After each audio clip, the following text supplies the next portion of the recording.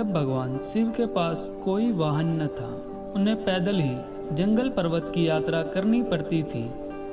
एक दिन माँ पार्वती उनसे बोली, आप तो संसार के स्वामी हैं, क्या आपको पैदल यात्रा करना शोभा देता है? शिवजी हंसकर बोले, देवी, हम तो रमते जोगी हैं, हमें वाहन से क्या लेना देना, भला साधु भी कभी सवारी करते हैं?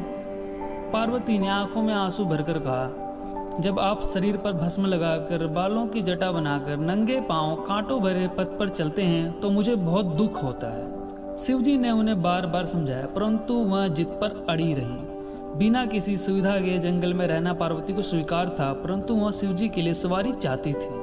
अब भोले भंडारी चिंतित हुए, भला वाहन किसे बनाए? उन्होंने देवताओं को बुलाया। नारद मुनि ने सभी देवों तक उनका संदेश पहुंचाया। सभी देवता घबरा गए, कहीं हमारे वाहन न ले लें। सभी कोई न कोई बहाना बनाकर अपने अपने महलों में बैठे रहे। पार्वती जी उदास थी।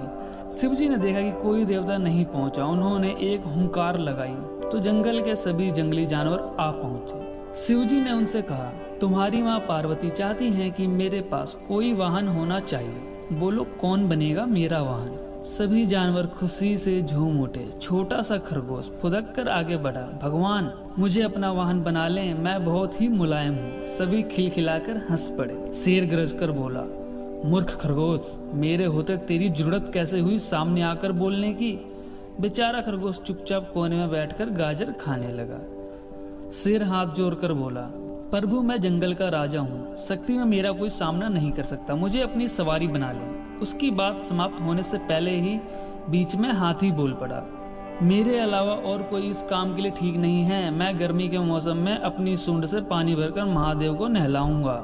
जंगली सुअर कौन सा कम था, अपनी थूथन हिलाते हुए कहने लगा, शिवजी मुझे सवारी बना लो, मैं साफ सुथरा रहने की कोशिश करूंगा। कहकर वह अपने शरीर की कीचड़ चाटने लगा। उसी तरह सभी जानवर अपना अपना दावा जताने लगे। शिवजी ने सबको शांत कराया और बोले, कुछ ही दिनों बाद मैं सब जानवरों से एक चीज मांगूंगा, जो मुझे वहां ला देगा वही मेरा वाहन बनेगा। नंदी बैल भी वहीं खड़ा था। उस दिन के बाद से वहां छिप छिप कर शिव पार्वती की बातें सुनने लगा। घंटों भूख प्यास की परवाह किए बिना वहां छिपा रहता। एक दिन उसे पता चल गया कि शिवजी बरसात के मौसम में सूखी लकड़ियां मांगेंगे। उसने पहले ही सारी तैयारी कर ली। बरसात का मौसम आया, सारा जंगल पानी से भर गया। ऐसे में शिवजी ने सूखी लकड़ियों की मांग की तो सभी जानवर एक दूसरे का मुंह ताकने लगे। बैल गया और बहुत सी लकड़ियों के गट्ठर ले आया। भगवान शिव बहुत प्रसन्न हुए। मन ही मन में वे जानते थे कि बैल ने उनकी बातें सुन ली थी। फिर भी उन्होंने नंदी बैल को अपना वाहन चुन लिया और सारे जानवर उनकी और मां पार्वती की जय जयकार करते हुए लौट गए।